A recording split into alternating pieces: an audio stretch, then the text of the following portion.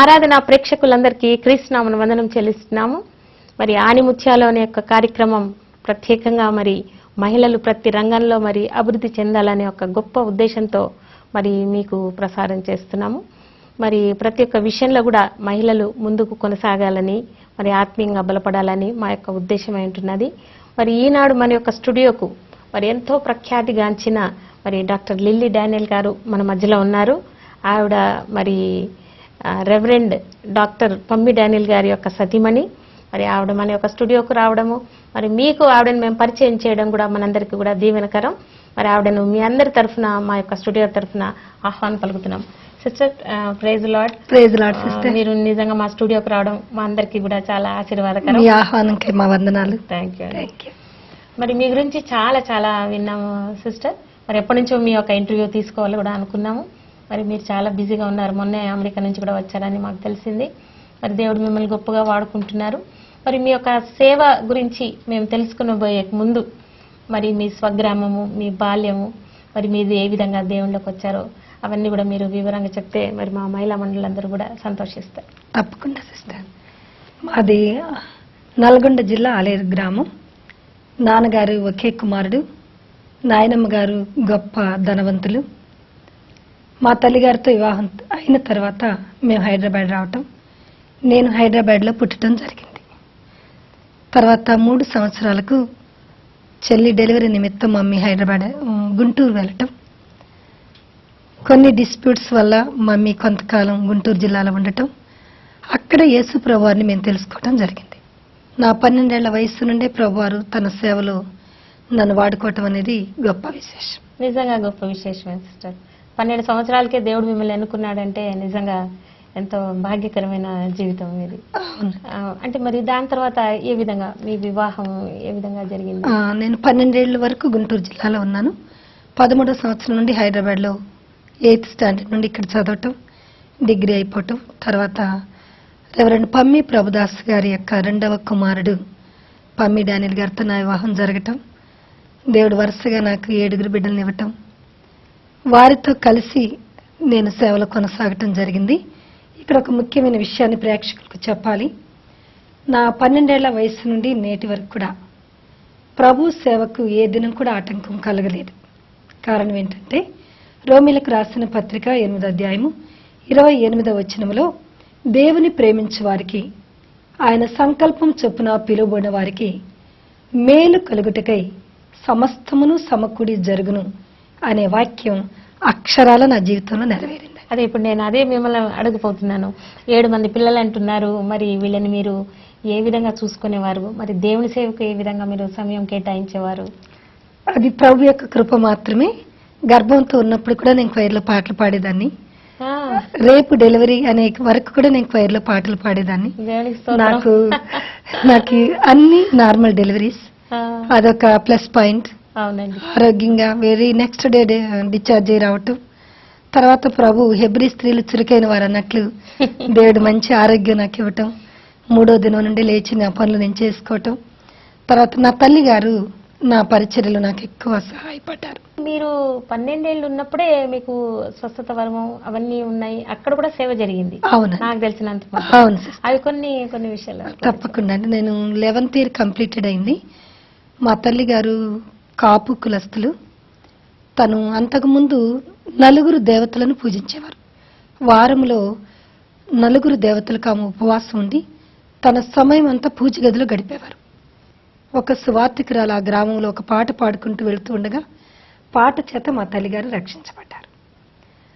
ఆ సువార్తికురాలను పిలవటం, ఆవిడ వచ్చి ప్రభుని గురించి చెప్పటం, ఇలా తనకు చాలా ఇంపుగా అనిపించటం. ఒకరోజు ఆవిడ వచ్చి న్యూ టెస్టిమెంట్ ఇవ్వటం, మమ్మీ దాన్ని చదవటం. ఇలా మార్కు సువార్త 16 వచనంలో నమ్మి బాప్తిసం పొందిన వారు రక్షించబడదురు, నమ్మనొల్లని వానికి శిక్ష విధించబడదు, ఈ మాట చేత మరొకసారి పట్టబడి మమ్మీ బాప్తిసం పొందటం జరిగింది. ఆ తర్వాత మమ్మీ ఏదైతే వినకూడదు అనుకున్నారో ఆ నెగిటివ్ ఆన్సర్ డాడీ దగ్గర నుండి వినటం జరిగింది. దాంతో మమ్మీ చాలా అప్సెట్ అయిపోయి, ఇక చావే శరణ్యం మాకు, గతంలో మా దేవతలను పూజించాను, వారు నాకు సహాయం చేయలేదు, యేసు ప్రభు వారు నమ్ముకుంటే సహాయం చేస్తారని చెప్పారు, కానీ ఈ ప్రభు కూడా నాకేం చేయలేదు, నాకు సహాయం చేసేవారికి ఈ లోకంలో ఎవరు లేరు, చావే శరణ్యం అని చెప్పి ఒక ఎండిన డబ్బా తీసుకొని ఒక 3 గాజు గ్లాసులు పెట్టుకొని నన్ను చెల్లిని ఒక గదిలోకి తీసుకుని వెళ్ళి ఆఖరిసారిగా ప్రార్థన చేసి పాయిజన్ ఇచ్చి చనిపోవాలని తన ఉద్దేశం. తను అలా ప్రార్థన చేస్తూ ఉండగా ఆ గదిలో యేసుప్రభు వారు ప్రత్యక్షమయ్యారు. హల్లెలూయా. ఒక బ్రైట్ లైట్ మా గదంతా వెలుగుతో నిండిపోయింది. అసలు ఆ దినాల్లో ఆ గ్రామానికి కరెంటే లేదు, ఆర్టీసీ బస్సులు లేవు. కానీ ఒక పవర్ లాగా బ్రైట్ వెలుగు రావటంతో నేను చెల్లి కళ్ళు తెరిచి చూసాం. కానీ అక్కడ అది ఎక్కడి నుండి వచ్చిందో అర్థం అవ్వలేదు. వెంటనే నా కళ్ళు మూసుకుపోయాయి. నాకు తెలియకుండానే నా నోటి నుండి కొన్ని మాటలు రావటం ప్రారంభించాయి.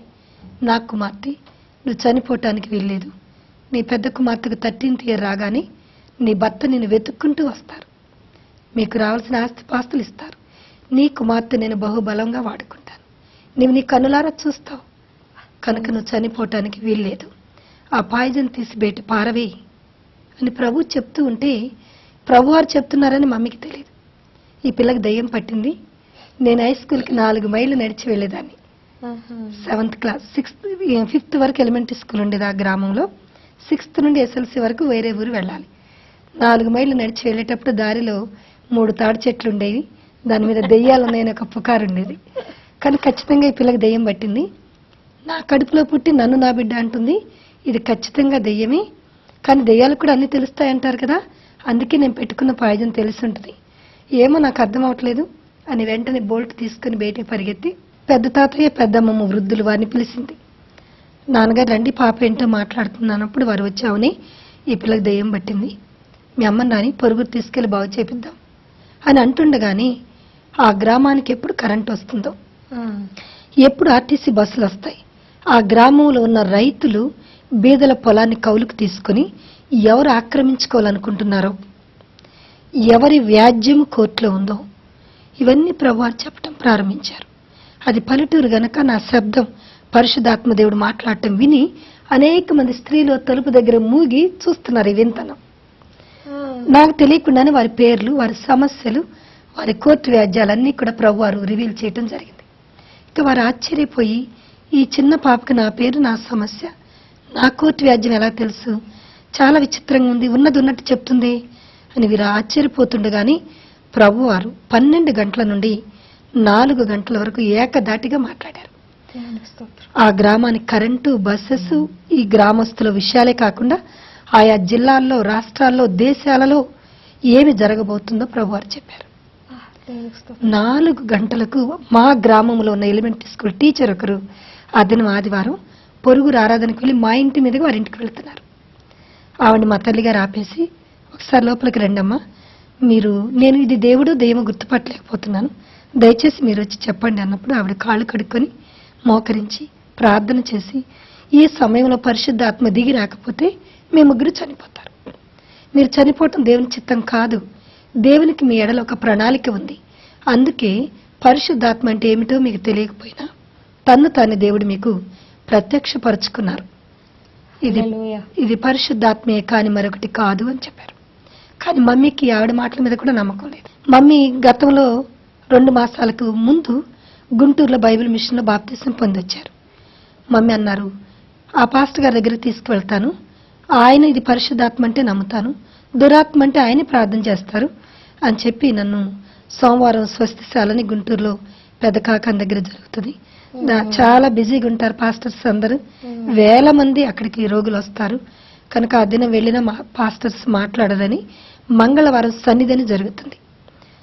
గుంటూరు రైలుపేటలో బేతెల్ హౌస్లో సన్నిధిని జరిగేది ఆ దినాల్లో. అక్కడికి మమ్మీ నన్ను తీసుకుని వెళ్ళారు.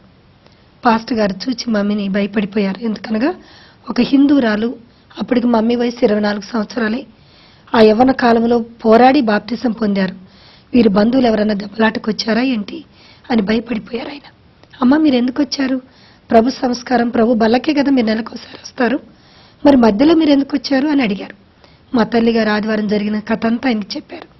అప్పుడు ఆయన అన్నారు, మంచిదమ్మా మీరు ఇక్కడ వరండాలో కూర్చోండి, పాప నేను టెర్రస్ పైకి తీసుకెళ్తాను, ఇప్పుడే తీసుకుని వస్తాను అని నన్ను పైకి తీసుకెళ్లి, పాప మోకరించు నేను ప్రార్థన చేస్తాను అన్నారు. విత్ ఇన్ సెకండ్లో ఆయన ప్రార్థన ముగించేశారు. పాపానికి ఏమైనా కనబడిందా అన్నారు. ఆ విత్ ఇన్ సెకండ్లో ఆకాశంలో తెలుగులో బంగారపు వన్నెలో మత్తయి సువార్త 11వ అధ్యాయం 28వ వచనం చాలా పెద్ద సైజు అక్షరాల్లో కనబడింది. అది బంగారపు వన్నెలో మెరుస్తూ ఉంది. ఆ దినాల్లో దీన్ని వాక్యం అంటారని నాకు తెలీదు. కొన్ని మాటలు నాకు కనబడ్డాయని చెప్పాను. నీకు గుర్తున్నాయా? గుర్తుంది, చెప్పన్నారు. చెప్పాను.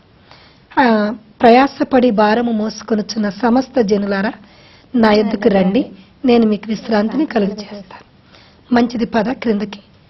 ఆయన కూడా ఎక్కడుందో ఈ వాక్యం రిఫరెన్స్ ఏం చెప్పలేదు. అప్పటి వరకు నేను బైబిల్ ముట్టుకోలేదు. బైబిల్లో ఉన్నదన్న సంగతే నాకు తెలియదు. ఆయన నన్ను క్రిందకి తీసుకుని వెళ్ళి, అమ్మ, బైబిల్ మిషన్ స్థాపకులైన ముంగమూరి దేవదాసయ్య గారికి దేవుడు బైబిల్ మిషన్ స్థాపించమని బంగారపు వన్నెలో తెలుగులో చూపించారు. ఆ దైవజన దేవుడు బహు బలముగా వాడుకున్నారు. ఈ బిడ్డకు కూడా దేవుడు తెలుగులో బంగారపు వన్నెలో ఈ వాక్యం చూపించారు అంటే ఈ బిడ్డను కూడా దేవుడు బలంగా వాడుకుంటారు. కానీ మీరు హిందువులు, మీ ఇంట్లో ఒక ప్రక్క విగ్రహారాధన జరుగుతుంది. మీరు వరండాలో చిన్న గదిని ఏర్పాటు చేసుకుని యేసుప్రభువు వారి ఫోటో పెట్టుకుని అక్కడ ప్రార్థిస్తున్నారు. మరి ఆ విగ్రహముల దగ్గర పెట్టినవి ఈ బిడ్డకు పలహారాలు తినిపించకుండా, విగ్రహముల గృహాలకు గుళ్లకు తిప్పకుండా ఈ బిడ్డని మీరు పరిశుద్ధంగా పెంచగలిగితే పరిశుద్ధాత్మ ఎప్పుడు కూడా అవుతూ ఉంటుంది. మీరు అపరిశుభ్రంగా పెంచితే పరిశుద్ధాత్మ ఆమెలో నుండి వెళ్ళిపోతుంది. పొందటం గొప్ప సంగతి, కానీ దాన్ని కాపాడుకోవటం మరీ గొప్ప సంగతి అని ఇలా కొన్ని హెచ్చరికలు చేసి మమ్మల్ని పంపించేశారు. మేము వెళ్ళిపోయాం. నిర్గమాకాండము 33వ అధ్యాయం 11వ వచనంలో ఉన్నట్లు దేవుడు మోషేతో మాట్లాడినట్లుగా మాతో ముఖాముఖిగా మాట్లాడటం మొదలుపెట్టారు. మీరు సన్నిధి చేయాలి అని చెప్పారు. సన్నిధి అంటే ఏంటో అసలు ఈ బిబిలికల్ వర్డ్స్ మీనింగ్స్ ఏమీ తెలియలేదు. సన్నిధి అంటే ఏమిటి ప్రభా అని అడిగాం. సన్నిధి అనగా నాతో సహవాసం అన్నారు. ఎప్పుడు చేయాలి, ఎలా చేయాలి అన్నప్పుడు ప్రతి సాయంకాలము 6:55 సన్నిధి గదిలోనికి మీరు రావాలి. 5 నిమిషాలు స్తుతి చేయాలి. 7 గంటల నుండి 10 గంటల వరకు 3 గంటలు 3 పాటలు తండ్రి కుమార పరిశుద్ధాత్మ పేరట పాడాలి. నేను చెప్పిన గ్రంథం, నేను చెప్పిన అధ్యాయం, నేను చెప్పిన వచనాన్ని చదవాలి. తర్వాత నేను వచ్చి ప్రసంగం చేస్తాను అన్నారు. ఎందుకు ప్రభు ఆ మాట అన్నారంటే, మా అమ్మమ్మ గారు బాప్తిసం తీసుకుంటానని మా తల్లిగారు చెప్పినప్పుడు ఇంట్లో పెద్ద యుద్ధం ప్రారంభమైంది. మమ్మీ తీసుకుంటానని, అమ్మమ్మ గారు వద్దని. తీసుకుంటే బాప్తిసం నువ్వు బొట్టు తీసేయాలి. భర్తలు చనిపోయిన వారు బొట్టు తీస్తారు. రేపు నీ అత్తమామలకి నేను ఎలా జవాబు చెప్పాలి? కనుక నువ్వు మనశ్శాంతి కొరకు బైబిల్ చదువుకో, కానీ బాప్తిసం వద్దన్నారు అమ్మమ్మ. కానీ మా అమ్మ మొండిగా తీసుకున్నారు. అప్పుడు ఒక కండిషన్ పెట్టారు అమ్మమ్మ గారు, ఏ పాస్ట్ మన ఇంటికి రావడానికి వీలేదు, నువ్వు ఏ చర్చికి వెళ్ళటానికి వీలేదు, అలా అయితే తీసుకోమని చెప్పారు. అప్పుడు మమ్మీ దానికి యాక్సెప్ట్ చేసి బాప్తిసం తీసుకున్నారు. కనుక ఏ పాస్ట్ గారు మా ఇంటికి రావటానికి వీలేదు, చర్చికి మేము వెళ్ళటానికి వీలేదు. మరి వాక్యం మాకు ఎలా తెలుస్తుంది? అందుకే ప్రభువారే బోధకుడై మాకు బోధించారు. అంత గొప్ప విషయం. గలతీ 1:11 ఉంది. పౌలు గారు సాక్ష్యం ఇస్తున్నారు, ఈ సువార్త నేను ఎవరి వలన పొందలేదు, యేసుక్రీస్తు ప్రభువారు ప్రత్యక్ష పరచుట ద్వారానే ఇది నాకు లభించింది అంటున్నారు. హల్లెలూయా. అక్షరాల మా జీవితంలో ఆ వాక్యం నెరవేరింది. ప్రభువారే మాకు బోధకుడై బోధించారు. ఇలా ప్రభు బోధించేవారు. ఆ తర్వాత వర్తమానాలు అందించేవారు. ఏ గ్రామంలో, ఏ జిల్లాలో, ఏ రాష్ట్రంలో, ఏ దేశంలో ఏమి జరగబోతుందో ఆ ఊరు పేరుతో సహా ప్రభు చూపించేవారు. మా తల్లిగారు వర్తమానాలు రాసుకుంటూ ఉండేవారు. ప్రభు గంటల తరబడి అందిస్తా ఉంటే కొన్ని నోట్స్లు, రోజుకొక నోట్స్ అయిపోయేది. 200 పేజెస్ నోట్స్ అయిపోయేది. ఈ ఆరాధనలో, ఈ 3 గంటల ఆరాధనలో ప్రభు వారు అనేకమైన విషయాలు రివీల్ చేసేవారు. ఇలా జరుగుతుండగా ఒక 2 months అయిపోయింది. ప్రభు వారు అన్నారు, ఒక దినాన నేను నీకు స్వస్థత వరం ఇచ్చాను అన్నారు. అసలు స్వస్థత వరం అంటే ఏమిటో కూడా తెలియదు. ప్రభా, స్వస్థత వరం అంటే ఏమిటి అని అడిగినప్పుడు అమ్మమ్మ గారి వ్యవసాయకులు చాలా కోళ్లు పెంచేవారు. ఒక కోడిపిల్ల మా గదిలో పడుకునేది, మా ప్రార్థనా గదిలో. ప్రభువారు అంటున్నారు, ఆ కోడిపిల్ల మీద చేయబెట్టి ప్రార్థన చేయి, స్వస్థత వరం అంటే ఏమిటో నేను నీకు చెప్తాను అన్నారు. ఒక నెల దినాలుగా మా ప్రార్థన గదిలో ఆ కోడిపిల్ల పడుకుంటా ఉంది. నేను ప్రభువారు చెప్పగానే నేను చేయబెట్టి ప్రార్థన చేశాను. అది లేచి వెళ్ళిపోయింది. ప్రభువారు అన్నారు, ఇదే స్వస్థత వరం అంటే. ఎట్టి వ్యాధి అయినా ఎగిరిపోతుంది. యేసు నామములో నువ్వు చేయిపెట్టి ప్రార్థన చేయి, నేను రోగులను స్వస్థపరుస్తాను. అయితే నువ్వు ప్రతి శుక్రవారము స్కూల్ మానేయాలి, తలంటు పోసుకోవాలి, నీ గదిని కడుక్కోవాలి, నీవు మోకాళ్ళ మీద ఉండి ప్రార్థన చేయాలి, రోగులను నేను నీ యొద్దకు తీసుకుని వస్తాను. అలాగే నేను మమ్మీ ప్రతి శుక్రవారం నేను స్కూల్ మానేసేదాన్ని, మా గదిని కడుక్కునేవారం తలంటి పోసుకుని ఉపవాసం ఉండి మోకాళ్ళ మీద ఉండి ప్రార్థన చేస్తూ ఉంటేనే ప్రభువారే రోగులను తీసుకుని వచ్చేవారు. మేమెవ్వరికీ చెప్పలేదు, ప్రభు వారిని తీసుకుని వచ్చేవారు. స్వస్థత వరం ఉందని చెప్పలేదు, వరం ఉంటుందని కూడా తెలీదు. అయితే ప్రభు చెప్పినట్లుగా శుక్రవారం మొదటిగా మా చిన్న మామయ్యతో ఎస్ఎల్సి చదువుతున్న ఒక అబ్బాయి సాంబశివరావు అని ఉండేవాడు. చాలా ఎగతాళి చేసేవారు అనమాట. ఎరా మీ అక్కకు పట్టిన పిచ్చి మీ మేనగోళ్ళకు కూడా పట్టించారా, వాళ్ళకి పెళ్ళిళ్ళు ఎలా అవుతాయి, మీకు ఎలా అవుతాయి, ఈ దేవుడేంటి ఆత్మ ఏంటి, స్కూల్ మానేయటం